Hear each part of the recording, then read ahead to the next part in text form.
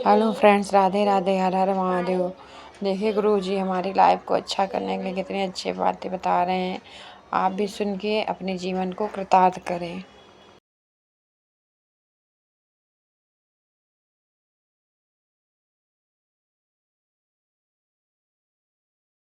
अनवी गौतम जी गुरुग्राम से।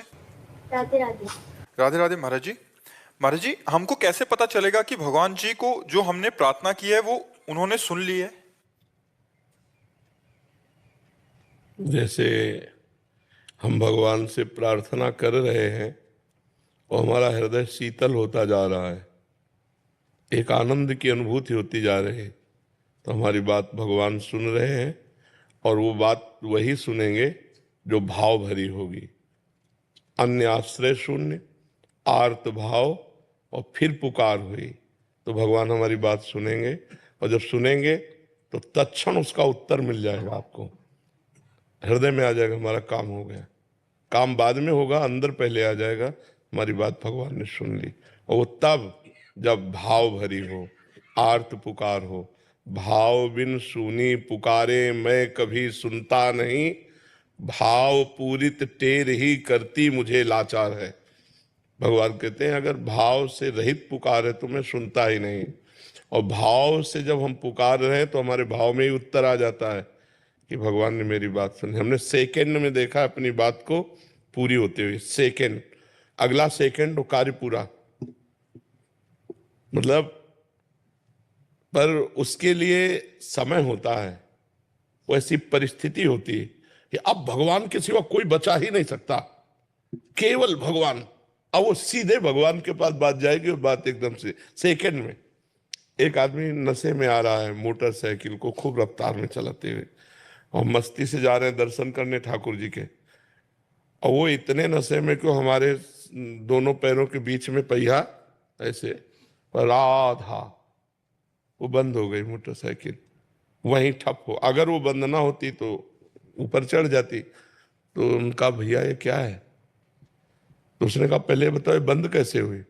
उनका हमने नहीं, हमें कोई इसका ज्ञान थोड़ी कि कैसे बंद हुई, हमने थोड़ी बंद किया है, ये तो आप बताओ बंद कैसे। बोले हमने भी बंद नहीं किया। तो हमें तुरंत उत्तर मिला कि अगर भगवान मेरी रक्षा न करते तो मोटरसाइकिल ऊपर चढ़ जाती। ऐसे आ रहे हैं गिरिराज जी से परिक्रमा दे करके, सब लोग बैठे हुए हैं कार में, और कार चढ़ जाती है डिवाइडर, हाँ उस पे, और ड्राइवर सो गया हमारी कार का। गाड़ी ऐसे राधे श्याम, ठप, गाड़ी बंद, और आराम से, ना पीछे कोई गाड़ी ना कोई डिस्टर्ब। वो ड्राइवर एकदम उठा और कहा जिंदगी में पहली बार मैं सो गया, मुझे क्षमा करो। नहीं नहीं, आप स्वस्थ होइए और पुनः गाड़ी चलाइए। कभी भी कहीं भी संकट विपत्ति पर जब केवल भगवान का भरोसा और केवल भगवान की पुकार, तो उत्तर क्या, एक सेकंड में उसका परिणाम देखने को मिलता है। भगवान कर तुम अन्यथा कर तुम सर्व समर्थ, तो उनके लिए समय थोड़ी लगता है। पर छल कपट भरी, स्वार्थ भरी पुकार भगवान, फिर अपने कर्म को भोगो, अवश्य में भोक्तव्यम कृतम कर्म शुभाशुभम। और यदि भगवान से आर्त भाव से पुकारा तो गलती आपकी है, फिर भी आपको बचा लेंगे, गलती होने पर भी बचा लेंगे। पर छल कपट नहीं होना चाहिए, उस समय आर्त भाव होना चाहिए, प्रभु हमसे गलती हो गई, अब आप ही बचा सकते हो। तो आप देखोगे कोई न कोई कार्य। हमने तो मतलब कई बार बताया है कि हम ट्रेन में हमको बैठा दिया, ज्यादा हम पढ़े लिखे नहीं, अंग्रेजी ज्यादा हमें आती नहीं, कक्षा 9 तक पढ़े तो 6 से ABCD शुरू होती थी गाँव में, 6 से ABCD शुरू होती थी। तो अंग्रेजी गांव के स्कूलों में ज्यादा तो हमें, तो उन्होंने कार्ड जैसा दे दिया तो डाल लिया। अब जब बैठे थे उसमें AC था बढ़िया वाला, और था जनरल का, और 3 स्टेशन का टिकट था, उसी ने बताया TT ने, और हम बनारस जा रहे हैं। तो उसने कहा कि टिकट, तो हम दिखा, तो बोले पहली बात तो आप बैठे कहाँ हो? तो हम कहा ट्रेन में। बोले नहीं, ये जो है वो मतलब अलग कोच होता है, उसकी अलग एसी कोच। हाँ AC। तो हम कहा हमें पता नहीं, हमको जिसने बैठा दिया तो हम यहाँ बैठ गए। तो टिकट दिखाया तो उनका ये तो 3 स्टेशन की और जनरल की है। वो तो कब स्टेशन निकल गए, तो वो मतलब सभ्यता से बात नहीं कर रहे थे। उस समय हमारी अवस्था हो सकता है कि 23-24 वर्ष की रही हो, तो जवान शरीर ऐसे, तो उन्होंने बड़े कटु वचनों से वो हमारा अपमान करना ही चाहते थे कि इतने में एक आदमी ऊपर से नहीं उतरा, अंग्रेजी से उससे बात की और पैसा दिए और कागज वाली टिकट हमको दी और कहा आप आराम से बैठ। कौन है?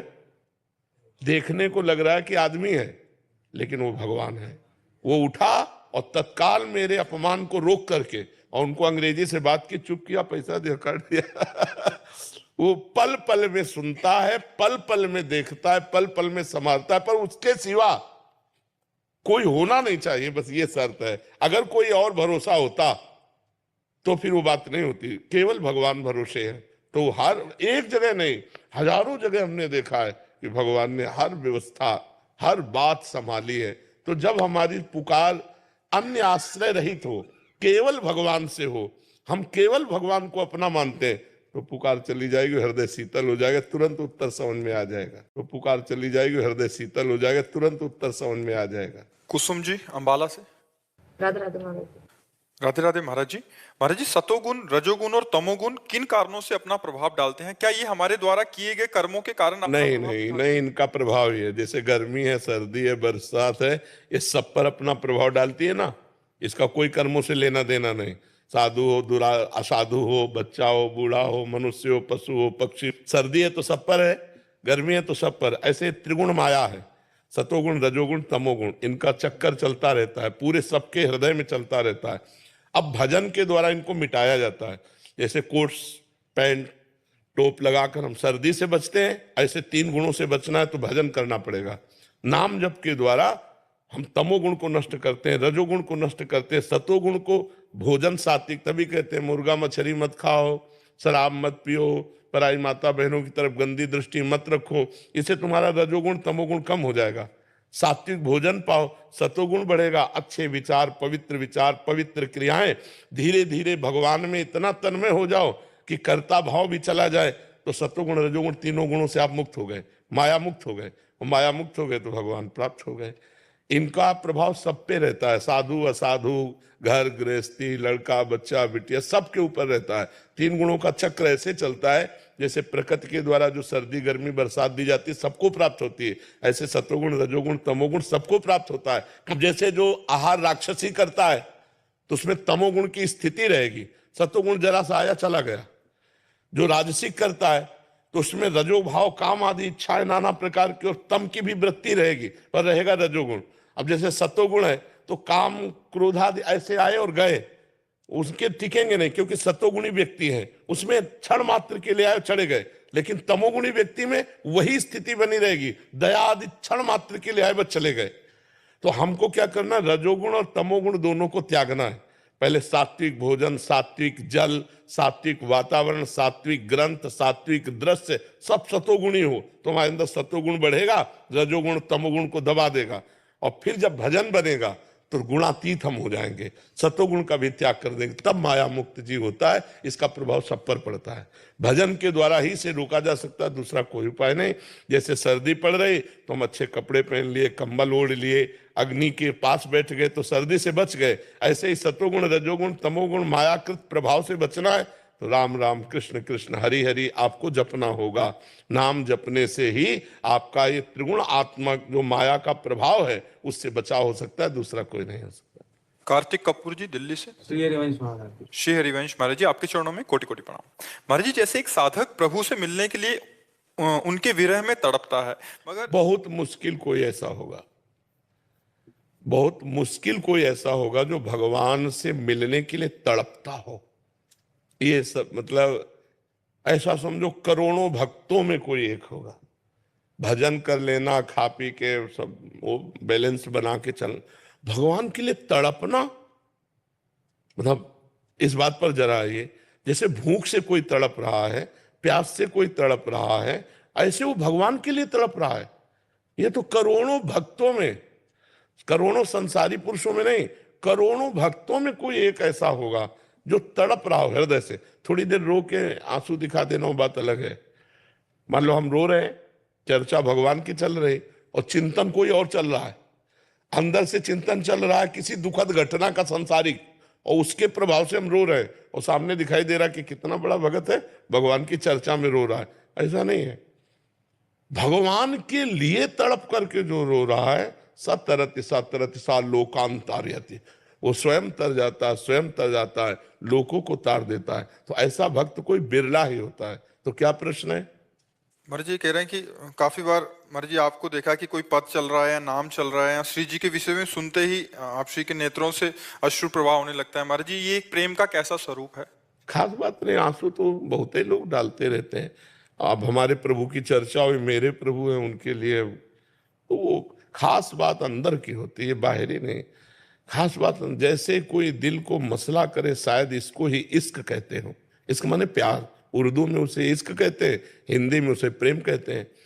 तो शायद जैसे हमारे दिल को कोई मसला करे हर समय, हे प्रभु कब मिलोगे, हा नाथ, क्योंकि अब आपके सिवा कोई है नहीं, पूरा जीवन हो गया आपके लिए, जीवन की शाम होने जा रही, अब भी नहीं मिलोगे, कैसे मिलोगे, कब मिलोगे। अब वो विकल हो गया, अब रोना आ गया, अब अंदर ही अंदर तड़प रहा, गंभीर शांत है, अंदर अंदर तड़प रहा।